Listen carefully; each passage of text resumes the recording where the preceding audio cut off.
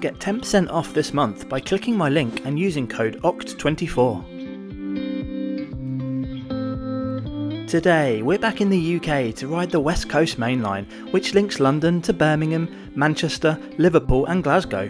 Some might say that first class on the Pendolino trains that run these routes, with the complimentary dining, is Britain's best. So let's go and find out together, shall we?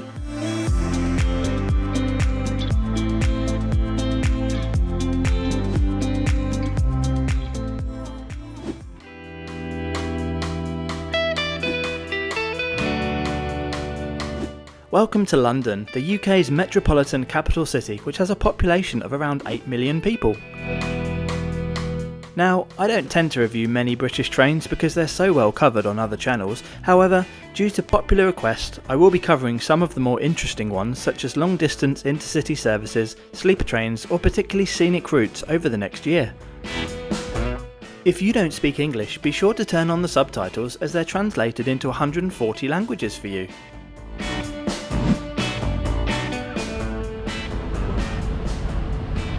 London Euston is the southern terminus of the West Coast Main Line and today's starting point for our journey up to Liverpool in the northwest of England. Arguably London's worst terminus station, it's well hated amongst commuters and tourists alike, but there is much work ongoing both in and around the station to upgrade it ready for high-speed service operation at some point in the 2030s, but more on that later in the video. The main plaza outside the front of the station has departure boards, plenty of picnic table seating and a selection of shops. This statue is of Captain Matthew Flinders and his cat, an 18th century British explorer and cartographer who not only performed the first circumnavigation of Australia but actually coined the name. It's formed of 11 coaches.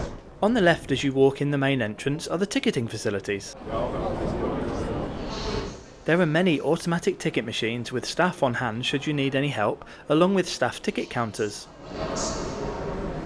The main concourse of the station has plenty of shops and eateries, as well as a waiting area, although this is arguably far too small. Down the far end is a mezzanine level accessed by escalators and a lift. There is some sit-down restaurants up here along with the Avanti West Coast lounge, which we can access today as we're travelling in first class. This is the best train lounge in the UK in my opinion. It's a lovely haven away from the chaos down below and features complimentary drinks, light meals and snacks, as well as a variety of seating and working areas.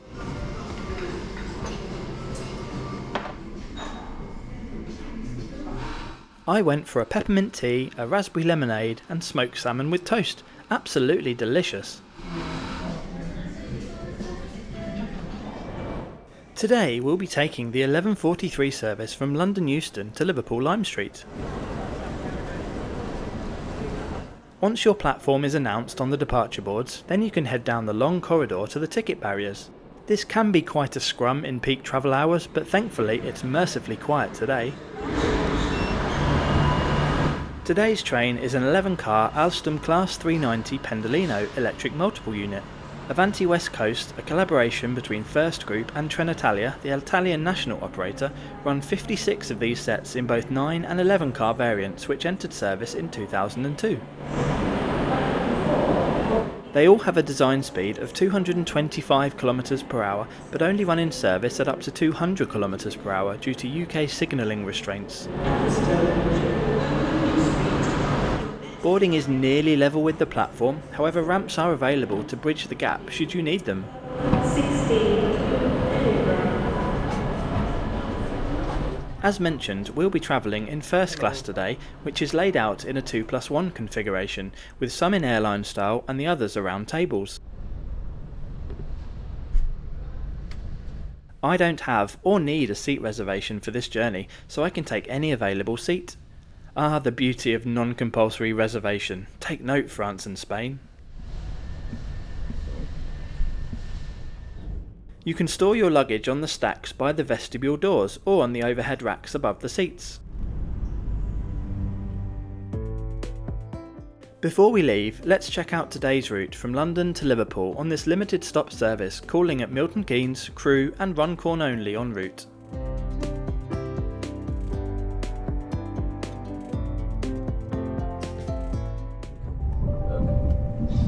We depart on time at 11:43 am.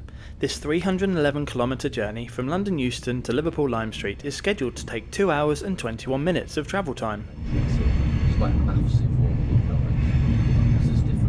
Advanced purchase non-flexible first class tickets cost from £118.50. There are 2 other classes on this train. Standard Premium uses the first class seats but comes without the lounge access and complimentary service. This costs from £55. Then the cheapest offering is Standard Class, which is in a 2+2 layout and costs from £25. We'll have a look at both the other classes a bit later on in the video.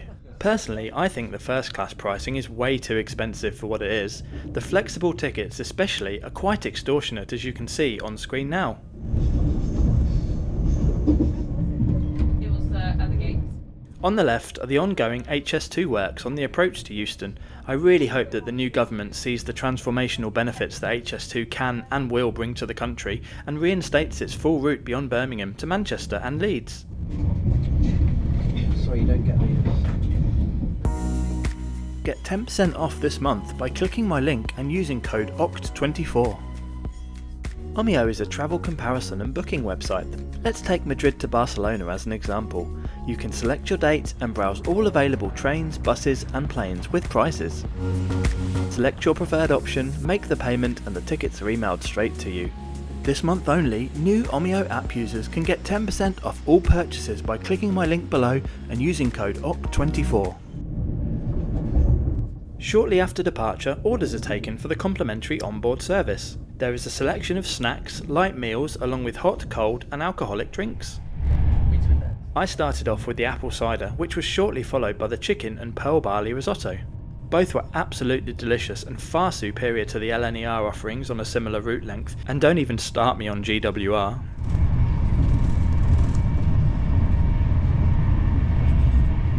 Shortly after I finish my meal, we make our first stop, Milton Keynes Central. This new town, located 80 kilometres northwest of London, was only founded in 1967 as a way to relieve pressure on the growing capital commuter belt. It has since grown to 265,000 residents and was finally awarded city status in 2022 after 3 previous failed attempts.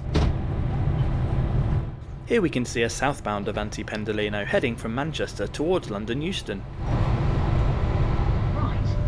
As we depart MK, we can see the main reason that HS2 must be built in full.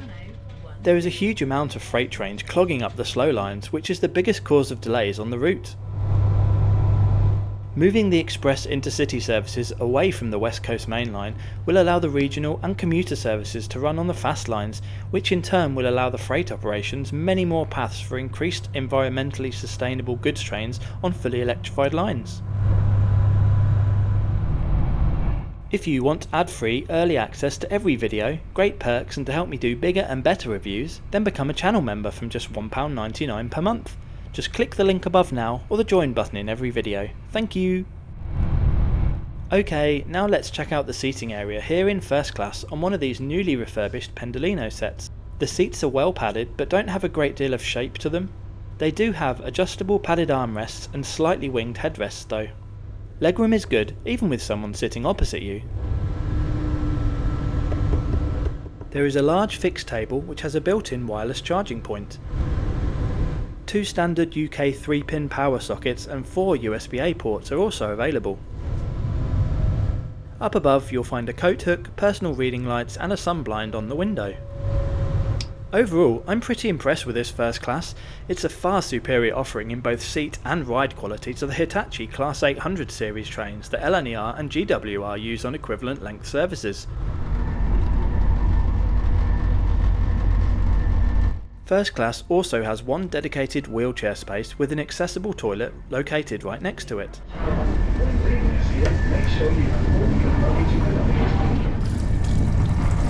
The water and hand dryer both worked and the soap and toilet paper were both stocked up. There was a baby changing table and on the whole everything was very clean.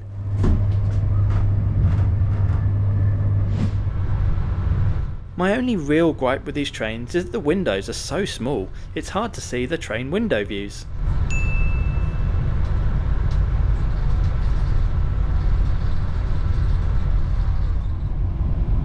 For most of the trip we cruise at or near to the maximum in-service speed of 200 km per hour.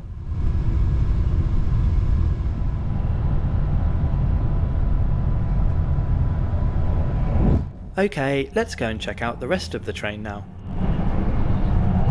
Standard Premium is exactly the same coach layout as First Class except with different headrest covers. You also don't get the complimentary lounge access or onboard service.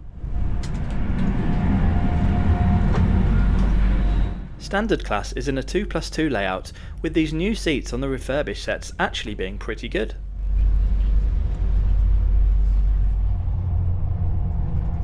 They are well shaped, have winged headrests, OK legroom, power sockets and tray tables. These are the same seats that Avanti have fitted on their new Class 805 sets, which are in the process of replacing the ageing Voyager fleet.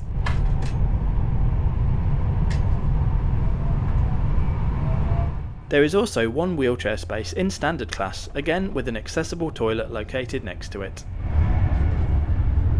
The regular toilets in the Standard Class were not in great condition, with water and toilet paper everywhere. They didn't look like they'd seen a cleaner in a few days either.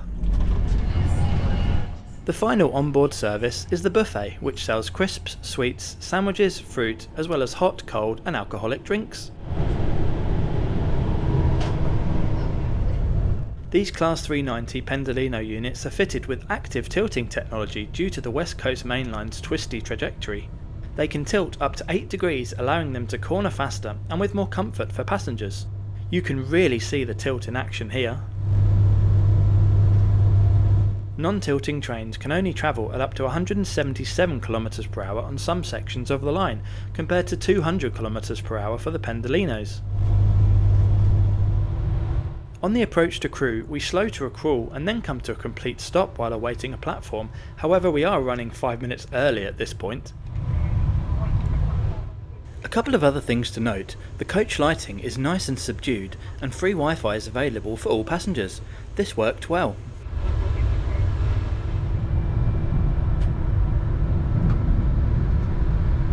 As we move forward, we can see the preserved British Rail liveried Intercity coaches, locomotives and part of the Midland Pullman charter train.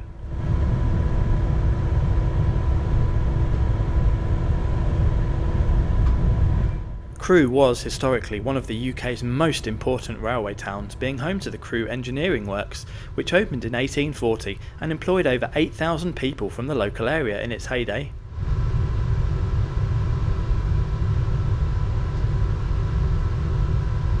On departure from the station, we see one of the aforementioned Class 805 units adjacent. For a full review of the newest train in Avanti's fleet, check out this video by my good friend On The Rails. It's linked above now. Sing it, say it, sorted. Immediately after, the line to Chester diverges left, the line to Manchester diverges right, and we continue straight ahead on the West Coast main line proper. Next to the tracks are the Crewe Heritage Centre, a railway museum which displays a wide variety of rolling stock and locomotives and other exhibits including the last surviving APT, or Advanced Passenger Train, a failed British Rail developed high-speed tilting EMU which was planned to run at 250 km per hour. I guess if this project had succeeded, we probably wouldn't be riding on this imported Pendolino set today. Shortly after this, the host serves another round of drinks. I went for a Prosecco this time.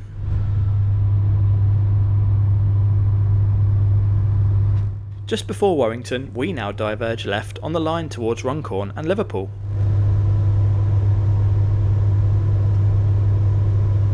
We then crossed the beautiful Grade 2 listed Ethelfleda Bridge over the famous River Mersey, which dates back to 1868.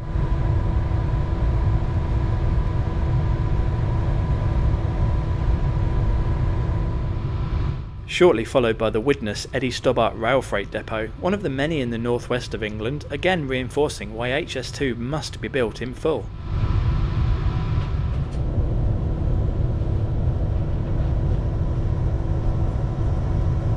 Next up, we pass Nonstop through Liverpool South Parkway Station, which serves Liverpool John Lennon Airport.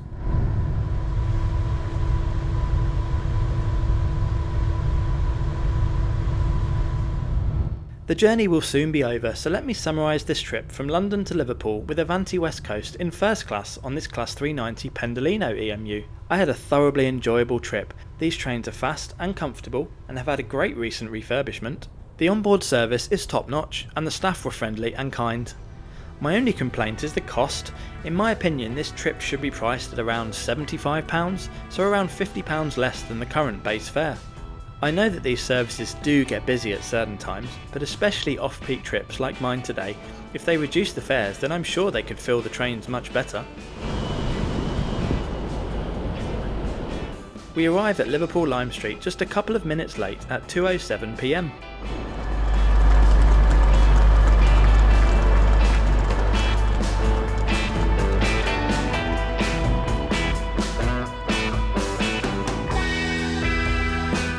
Have you been on any Intercity trains in the UK before? If so, on which routes? How did you find them? Let me know in the comments below. Don't forget to subscribe and thanks for watching to the end, and I'll see you in the next video.